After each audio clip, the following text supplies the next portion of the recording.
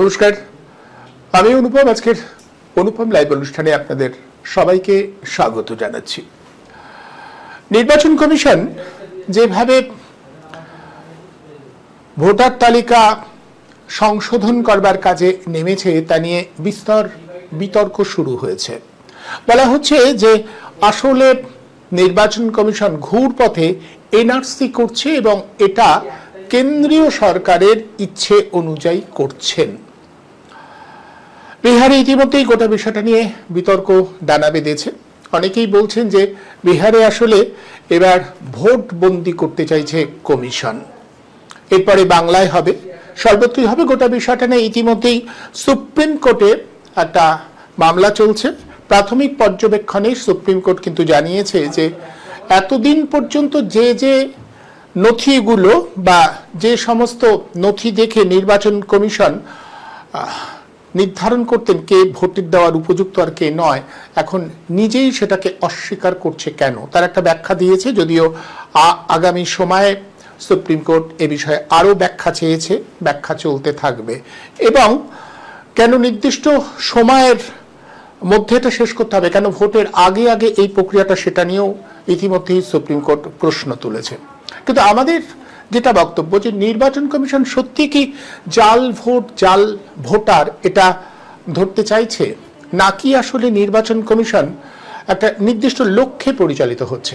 এখন দেখুন, যে বিতর্কটা সামনে আসছে সেই বিতর্কটা এইভাবে গড়াচ্ছে বা প্রত্যেকটা জায়গায় বিতর্কটা এইভাবে ছড়াচ্ছে যে নির্বাচন কমিশন নাগরিক সত্তা বা নাগরিক কেউ তার যথার্থ নথি আছে কিনা সেটা নিয়ে তদারকি করতে চাইছে, যেটা আদৌ নির্বাচন কমিশনের এখতিয়ার মধ্যে পড়ে না। এই বিতর্কটা সামনে আসছে। কিন্তু আমরা তো জানি আমাদের রাজ্যে বা যে কোনো জায়গায় ভোট নিয়ে একটা অভিযোগ কিন্তু আছে। অনেক জাল ভোটার, ভুতুরে ভোটার মারা গেছে, তৎসত্ত্বেও তিনি নাকি ভোট দিতে আসছেন, তার নাকি ভোট পড়ছে, এমনটা হয়। আমরা প্রত্যক্ষ করেছি, সাংবাদিকতার অভিজ্ঞতা থেকে জানি। যিনি মারা গেছেন জায়গায় জায়গায় তার ভোটার লিস্টে নাম থাকে এবং যে শাসক দল, যাদের ক্ষমতা বেশি, যাদের সাংগঠনিক ক্ষমতা বেশি, সেই সংগঠনের ক্ষমতা ভর দিয়ে তারা এই জাল ভোটগুলো নিজেদের ভোট বাক্সে ফেলেন। বারবার হয়েছে এ রাজ্যে, এটা ঘটেছে, বারবার হচ্ছে এবং এটা নিয়ে সন্দেহের কোনো জায়গা নেই। এখন নির্বাচন কমিশন এই জাল ভোট আটকাবার প্রক্রিয়াটা শুরু করছে না কেন? আমাদের একটা সহজ প্রশ্ন যে যেভাবে জাল ভোট আটকানো যায় সেই প্রক্রিয়াটা আরো নির্দিষ্ট করলে তো হয়। একেবারে নির্দিষ্ট কিভাবে কেউ জাল ভোট দিতে পারবে না, এই বিষয়টা যদি নির্ধারণ করা যায় তাহলে তো অনেক সমস্যার সমাধান হয়। এটা কেন করা হচ্ছে না? বারবার করে আমাদের এই প্রশ্নটা থাকছে। আমরা এই প্রশ্নটা করেছি, বিভিন্ন সময় করেছি, আবারও করছি যে এই যে নথি নিয়ে কি কি নথি আছে সেটা যাচাই করবার জন্য তালিকা তৈরি করবার এত প্রয়াস চলছে, সেখানে নির্বাচন কমিশন কেন কেউ জাল ভোট দিতে পারবে না এটা নির্দিষ্ট করে একটা, এত প্রযুক্তির উন্নতি, একটা নির্দিষ্ট ভাবনা তো ভাবা যায় যে হাতের ছাপ কিংবা আঙুলের ছাপ। আমরা যদি রেশনে আমাদের হাতের ছাপ দিয়ে রেশন তুলতে পারি, তাহলে ভোটের ক্ষেত্রে সেটা হবে না কেন? হওয়া অসম্ভব কোথায়? কিংবা এইরকম কিছু একটা ভাবা যাচ্ছে না কেন? উপরন্তু আমরা কি দেখতে পাচ্ছি, কবেকারের নথি সেগুলো সামনে আনতে বলা হচ্ছে, যেই নথিগুলো সুপ্রিম কোর্টের বিচারপতি বলছে আমার পক্ষেও দেওয়া সম্ভব নয়। তাহলে কি ঘটছে, কি হচ্ছে? কেউ কি সত্যি এই আসল নকল নির্ধারণ করতে চাইছেন, নাকি লক্ষ্যটা অন্য জায়গায়? এখানেই আমাদের প্রশ্ন। আমি ঠিক এই বিষয়টা নিয়ে বুঝতে চাইব কোথায় দাঁড়াচ্ছে নির্বাচন কমিশনের এই প্রক্রিয়া, তার ফলাফল কি হতে পারে, আমরা এই বিষয়টা একটু বুঝতে চাইব। আলোচনার জন্য আমি আজকে যাদের আমন্ত্রণ জানিয়েছি, আসুন প্রথমে তাদের সঙ্গে পরিচয় করিয়ে দিই। তাদের কাছ থেকে আমি এই বিষয়টা শুনতে চাইব, তাদের মতামত দিয়ে গোটা বিষয়টা বুঝতে চাইব। আমাদের সঙ্গে রয়েছেন দেবাশিস ঘোষ, রাজনৈতিক বিশ্লেষক হিসাবে, এবং আমাদের সঙ্গে রয়েছেন বিশিষ্ট প্রাবন্ধিক শান্তনু দত্ত চৌধুরী। শান্তনুবাবু এবং দেবাশিস বাবুকে আমি আজকের এই অনুষ্ঠানে স্বাগত জানাচ্ছি। আমি প্রথমেই দেবাশিস বাবুর কাছে আসি, কারণ দেবাশিস বাবুর একটা সমস্যা হচ্ছে বোধহয়, এলাকায় বিদ্যুৎ সংযোগ মাঝে মাঝে বিচ্ছিন্ন হয়ে যাচ্ছে, ফলে উনি হয়তো যে কোনো মুহূর্তে বিচ্ছিন্ন হয়ে পড়তে পারেন। তার আগে তাই ওনার বক্তব্যটা আমি একটু শুনে নিতে চাইছি। দেবাশিস বাবু, আমার বক্তব্য খুব নির্বাচন প্রক্রিয়ার গলদ আছে এবং যেভাবে সেই গলতটা নির্ধারণ করবার চেষ্টা করা হচ্ছে, কোথাও মনে একটা অন্য উদ্দেশ্য আছে। এটা তো ঘটনা যে জাল ভোট পড়ে আমাদের রাজ্যে পড়ে, আমরা বারবার দেখেছি ভুতুরে ভোটার আছে, সেটা নির্ধারণ করায় কোনো ভুল নেই, কিন্তু যে প্রক্রিয়ায় করা হচ্ছে তার উদ্দেশ্য নাকি সত্যি জাল ভোট আটকানো নাকি অন্য কিছু? হ্যাঁ, ধন্যবাদ অনুপম বাবু আপনার প্রশ্নের জন্য। আমার কথা শোনা যাচ্ছে তো অনুপম বাবু? হ্যাঁ, আমি বলতে চাইছি যে এই যে জাল ভোটের কথা আপনি বলছেন, আমার তো মনে হয় জাল ভোট আটকানো থেকে আগে যেটা জরুরি, যেটা নির্বাচন কমিশন করছেন, মানে আগে জাল ভোটার কারা বা সঠিক ভোটার কারা সেই জায়গাটা নির্বাচন করা বোধহয় বেশি জরুরি, এবং তার একটা প্রসেস শুরু হয়েছে। আমার এখানে দু তিনটে বক্তব্য আছে। সেটা হচ্ছে যে মানে ধরুন আজকে আমাদের কেন্দ্রীয় সরকার বিজেপি যে সমস্ত নীতি বা আদর্শ নিয়ে চলছে সেগুলোর সঙ্গে আমরা অনেকে একমত হতে পারি, একমত না হতে পারি। বিজেপি প্রচুর সংবিধান বিরোধী কাজ করছেন সেটা আমরা বলতে পারি, সমালোচনা করতে পারি। বিজেপি একটা হিন্দু রাষ্ট্র করার দিকে এগোবার চেষ্টা করছে, সেখানে আমরা প্রতিবাদ করতে পারি।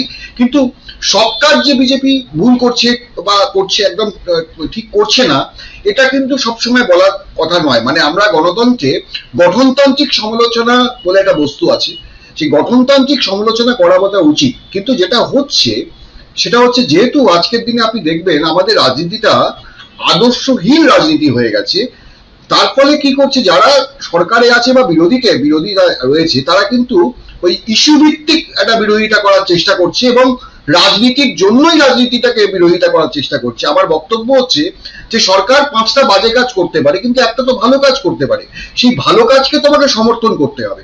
মানে আমি বিহারের যা যা হয়েছে আমি যদি সেই জায়গায় আসি, ধরুন 20 লক্ষ ভোটার, যেটা নির্বাচন কমিশন রিপোর্ট দিয়েছেন, 20 লক্ষ ভোটার বলছেন যে মারা গেছেন।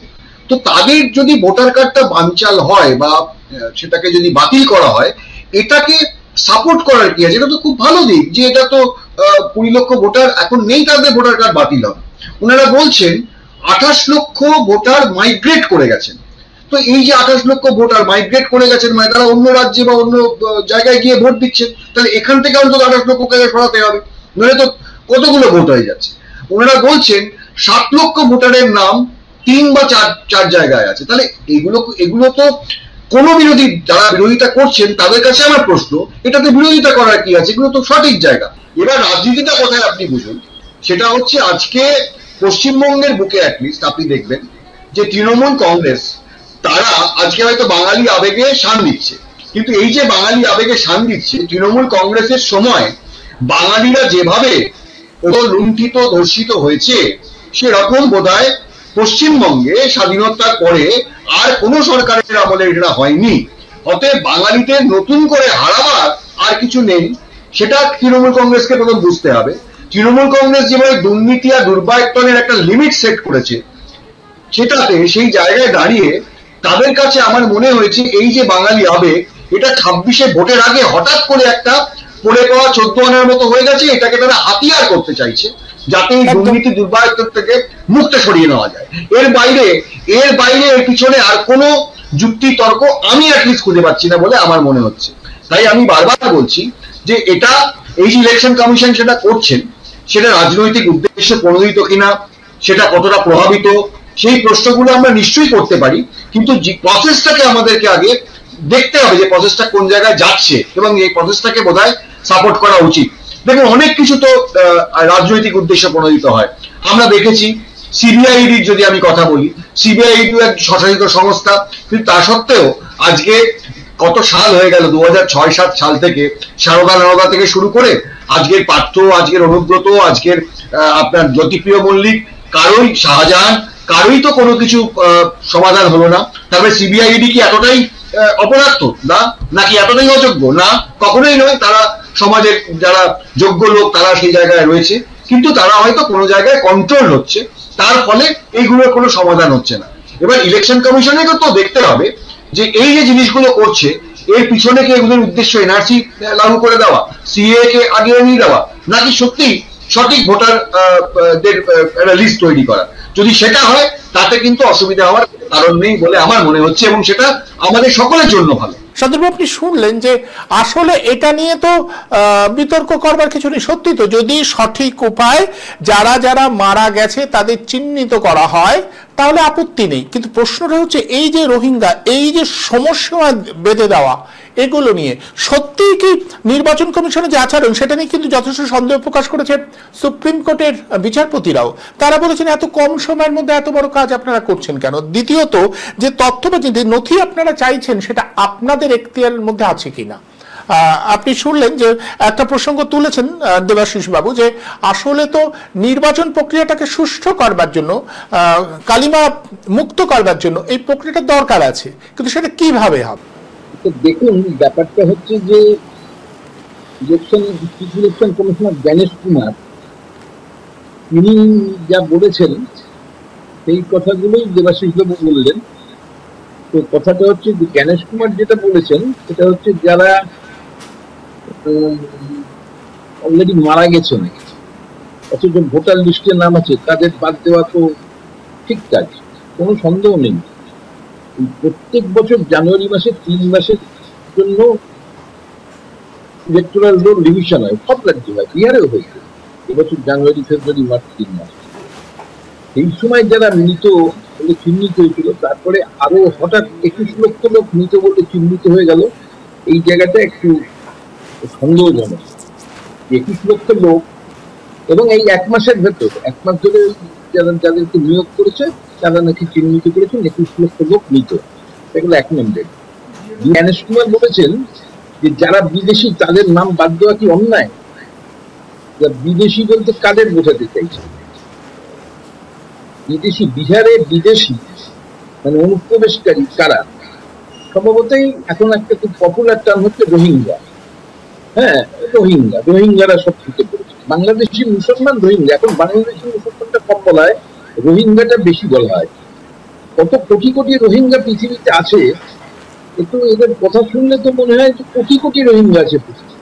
এবং তার ভেতর এখানকার বিরোধী দলের নেতা তিনি বলেছেন এখানে 17 লক্ষ রোহিঙ্গা ঢুকে বসে আছে পশ্চিমবাংলায়। বিহারে অলরেডি বলছে যে 21 লক্ষ অনুপস্থিত ভোটার, এবং তাদেরকেই বলছে বিদেশি। অনুপস্থিত ভোটার যারা বিদেশি, তার মানে রোহিঙ্গা। তা রোহিঙ্গারা ওখানে ঢুকে ঠিক এই স্পেশাল ডিভিশনের সময় তারা অনুপস্থিত হয়ে গেল। কিরকম ব্যাপার ঠিক বোঝা গেল। একটা জিনিস আমরা জানি, এটা বিহারে বরাবরই সমস্যা। গত নির্বাচনে এটা একটা ইস্যু ছিল যে বিহার থেকে পলায়ন মানে মাইগ্রেটরি লেবার, কাজ করতে বাইরের রাজ্যে যারা যাচ্ছে। হ্যাঁ, এবং গত নির্বাচনে তেজস্বী মানে আরজেডি এবং কংগ্রেস জোট, সিপিআইএম এর জোটের এটাই ছিল, আমরা যদি ক্ষমতায় আসি আমরা পলায়ন রুখবো এবং আমরা বিহারে যে লক্ষ লক্ষ সরকারি পদ ফাঁকা পড়ে রয়েছে রিক্রুটমেন্ট জন্য, এখানে 15 বছর বেশি নীতিশ এবং বিজেপির সরকার চলছে। নীতিশ একবার বিজেপিকে ছেড়ে 2005 সালে এসেছিল আরজেডির সঙ্গে, কংগ্রেসের সঙ্গে, জেতার কিছুদিন পরে আবার দলত্যাগ করে বিজেপির সঙ্গে তুলে যায়। বিজেপির সঙ্গে গভর্নমেন্ট করার পর কিছুদিনের জন্য আবার ইন্ডিয়া যেতে গেছিল, আবার ফিরে আসে। তো কথাটা হচ্ছে কিন্তু ধারাবাহিকভাবে বিজেপি এবং নীতিশের জোট সরকার চলছে এবং রিক্রুটমেন্ট সরকারি ক্ষেত্রে মানে কার্যত নীল। বিপুল সংখ্যক বিহারের লোক বাইরে কাজ করতে যায় এবং কাগজেই লিখেছে যে বিভিন্ন জায়গায় গিয়ে দেখছে মহল্লায় বাড়ি বন্ধ, কোথায় এরা সব বাইরে কাজ করতে গেছে। এখন তারা গরিব করে ফেরার চেষ্টা করছে। গরিব মানুষ বললেই তো আর ভোটার লিস্টের নাম্বার দেখে শুনে দৌড়ে তুলে আসতে পারবে না।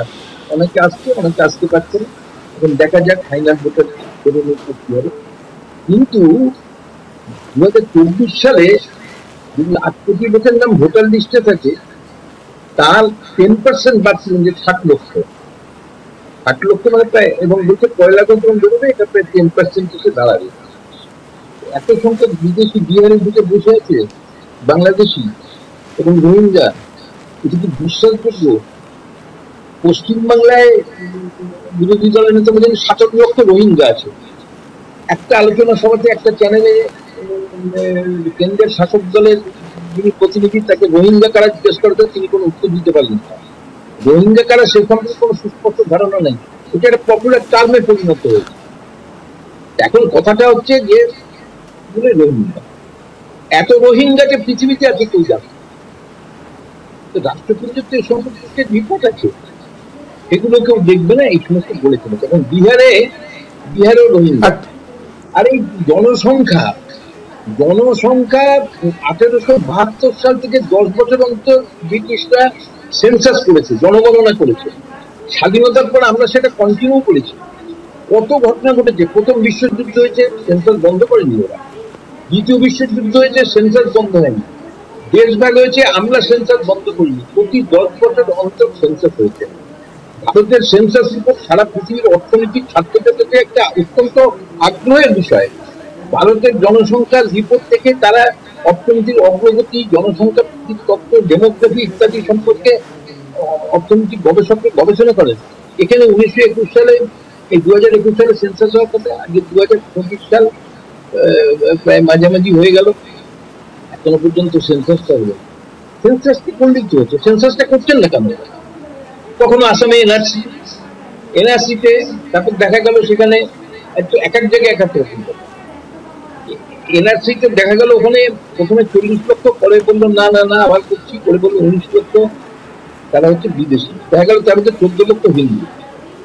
মানে হিন্দুরা নতুন সিএ অনুযায়ী হিন্দু, বৌদ্ধ, খ্রিস্টান, জৈন, তারা যদি আফগানিস্তান, বাংলাদেশ এই সমস্ত দেশ থেকে আমাদের দেশে, পাকিস্তান যদি প্রবেশ করে, তাদেরকে আমরা নাগরিকত্ব দেব 2014 সালের আগে যারা এসেছে। কিন্তু মুসলমানদের কথা বলা নেই। ধর্মের ভিত্তিতে নাগরিকত্ব, যেটা আমাদের ভারতবর্ষের নীতির পরিপন্থী। যাই হোক, তাও বুঝলাম। কিন্তু কথাটা হচ্ছে, এই যে নাগরিকত্ব দেবে, এখন পর্যন্ত তো কোনো কাজ এগোয়নি, কোনো কাজই এগোয়নি। তা সিএ এইবার আসামে অসমিয়ারা বিক্ষোভ শুরু করলো যে বাংলাদেশ থেকে হিন্দুরা আসলে এখানে নাগরিকত্ব দেবে। আসামে যারা ঢুকেছে, আমরা বাঙালিদের নাগরিকত্ব দিতে দেবো না, বাঙালি হিন্দু হলেও দেবো না, অসমিয়াদের বক্তব্য তাই। তখন অমিত শাহ যে না না না না, বাংলাদেশ থেকে কোনো হিন্দু আসবে না, বাংলাদেশ অর্থনৈতিক ভাবে ভীষণ অগ্রসর হয়ে গেছে, বাংলাদেশ থেকে আমরা ভারতে আসে না, ওরা এখন মিডল ইস্টে যায়। মানে যে অসমিয়াদের দুধ দিচ্ছে যে বাংলাদেশ থেকে কেউ উঠবে না, বাংলাদেশ তো হাসিনা গভর্নমেন্ট, বাংলাদেশ অর্থনৈতিক ভাবে অনেক এগিয়ে গেছে, ওরা আমাদের দেশে আসবে না, ওরা মিডল ইস্টে যাবে। আর এখানে বলছে যে বাংলাদেশ থেকে সব মুসলমানরা অনুপ্রবেশ করবে। এবার রানা দাসগুপ্ত, বাংলাদেশের যে সম্মিলিত সংখ্যালঘু পরিষদ সুপ্রিম কোর্টের লয়ার, তিনি বলেছেন এই সমস্ত কথার ফলে যেটা হয়েছে, বাংলাদেশে যে ফান্ডামেন্টালিস্ট ইসলামিক মৌলবাদী শক্তি, তাদের তো সুবিধা হয়েছে। ভারতের সিএ করছে, তারাও ভাবো এখান থেকে বাংলাদেশে থাকার কোনো দরকার নেই তোমাকে। তাহলে শান্তনু, আপনি নির্বাচন কমিশনের এই নির্বাচন কমিশনের অথচ তামিল হিন্দুদের কথা বলা নেই সিএ, তামিল হিন্দুদের কথা, তিব্বতের কথা কিছু বলা নেই। আমি বলছি সেই এই পরিপ্রেক্ষিতেই নির্বাচন কমিশনের বর্তমান আচরণটাকে কিভাবে, না এটা কি এই যে জ্ঞানেশ কুমার কালকে যেটা করেছে, আমি কাগজ আছে, বিদেশি ভোটারদের নাম দেওয়া কি খারাপ? কে বিদেশি? কে বলেছে বিদেশি? এমনকি ওনারা যে বিআইএল নিয়োগ করেছে, তারাও তো কেউ বলছে না যারা অনুপস্থিত তারা বিদেশি। তাদের আশেপাশের পাড়ার লোক, মহল্লার লোক বলছে এরা সব কাজ করতে বাইরে গেছে। এরা মাঝে মধ্যে আসে, ভোটের সময় আসে, অনেকে এসে ভোট দেয় যদি লিস্টে নাম থাকে। অনেকের নাম নেইও, অনেকদিন ধরে বিদেশে আছে। কালকে এক অটো ড্রাইভার বলছে আমি 20 বছর ধরে অটো চালিয়ে ঘুরতাম হরিয়ানা। আমার নাম ওইখানে মানে পশ্চিমবাংলায় আছে কিনা আমি জানিও না, আমার খোঁজ নিও না। আমি আসবো, আমি আপনার কাছে আসবো, কারণ এই রাজ্যের প্রেক্ষিতে আমরা বিভিন্ন সময় দেখেছি, এমনকি আমাদের রাজ্যের মুখ্যমন্ত্রী এক সময় পার্লামেন্টে দাঁড়িয়ে বলেছিলেন কাগজপত্র ছুঁড়ে, মানে আমাদের তদানীন্তন অধ্যক্ষের মুখের উপরে কাগজপত্র ছুঁড়ে বলেছিলেন যে বাংলাদেশ থেকে সবাই আসছে, এখানে ভোটার হয়ে যাচ্ছে বিয়েতে। এইগুলোকে কিভাবে আটকালো সেই ব্যাপারে কোনো আমাদের মুখ্যমন্ত্রী তখন তো বিজেপি জোট সঙ্গী ছিল, একদম 2003 সালে উনি বিজেপির জোট সঙ্গী, তখন উনি এবং 2000 এখন আর বলেন না, এখন ত্রাত আসা 2004 সালে এবং 6 সালের নির্বাচন, 4 সালের পার্লামেন্ট আর 6 সালের বিধানসভা নির্বাচনে উনি বিজেপি জোট সঙ্গী থাকায় এখানে ওনার মিজারেবল নির্বাচনী ফল হয়েছিল তৃণমূল। 4 সালে উনি একা জিতেছিলেন, আর 6 সালে মাত্র 30টা সিট ছিলেন। তারপরে সিপিএম কংগ্রেস গভর্নমেন্ট থেকে সমর্থন তুলে নেওয়ার জন্য রাস্তা 2008 একদম আমরা জানি করে উনি 2009 পার্লামেন্ট এবং 11তে অ্যাসেম্বলিতে ক্ষমতায় আসলেন। এখন এখানে সংখ্যালঘু সম্প্রদায় পশ্চিমবাংলার বিজেপির ভয়ে তারা তৃণমূলকে ভোট দেয়। তো আপনি যে কোনো মুসলিম মহলায় গিয়ে একান্তে কথা বলুন, তারা বলবে তৃণমূল গভর্নমেন্ট কিছু করেনি আমাদের, লিপ সার্ভিস দেওয়া ছাড়া, লিপ সার্ভিস দেওয়া ছাড়া কিচ্ছু করেনি। কথা ইমাম মুয়াজ্জিনকে ভাতা দিলে মুসলিমদের উন্নতি হয় না। ইমাম মুয়াজ্জিনের সংখ্যা 60-70 হাজার, 1000 করে ভাতা, 3 কোটি মুসলমান আছে পশ্চিম। একদম সাচার কমিটির রিপোর্টে পশ্চিমবাংলার মুসলমানদের কি শোচনীয় করুণ অবস্থা, সাচার কমিটির রিপোর্টে 2011 চোখ খুলে দিও। তারপরে সেটা নিয়ে কোনো আলোচনা হলো না, যে সাচার কমিটির রিপোর্ট নিয়ে এক সময় বর্তমান যারা বিরোধী ছিল, বর্তমান যারা শাসক তারা তখন বিরোধী ছিল, তুমুল আলোচনা করেছিল, কিন্তু তারপরে এতগুলো বছর কি উন্নতি হয়েছে? জাস্টিস সাচার একজন দেশের লোক নন, তিনি সুপ্রিম কোর্টের জাজ ছিলেন, দিল্লি হাইকোর্টের চিফ জাস্টিস ছিলেন। তিনি এই মোটা খদ্দর করতেন, খদ্দরে ফুটিয়ে পড়তেন পায়ে টায়ারের স্যান্ডেল, গান্ধীবাদী লোক। তার বাবা ভীমসেন সাচার পাঞ্জাবের মুখ্যমন্ত্রী ছিলেন, স্বাধীনতা সংগ্রামী, তিনি সেই ব্যাকগ্রাউন্ডের লোক, আমি তাকে দেখেছি। তিনি বলেছিলেন যে পশ্চিমবাংলায় 5,000 টাকা মাসিক রোজগারের মধ্যে রোজগার করা মুসলমান পরিবারের সংখ্যা 1%, অনলি 1%। 2,500 টাকা মাসিক পারিবারিক ইনকাম, অধিকাংশ মুসলমান দরিদ্রতম অবস্থা, লেখাপড়া অনগ্রসর, সবকিছু। সরকারি চাকরিতে 2%। আমি সরকারি চাকরি করছি, আমার ডিপার্টমেন্টে আমি 350 অফিসারের মতো 3 জন মাত্র মুসলিম অফিসার পেয়েছি। আমার চাকরি দিবেন 33 বছর চাকরি দিবেন, এই মুসলমানদের শোষণ করা হয়। বাজে কথা, মুসলমানদের শোষণ করা হচ্ছে।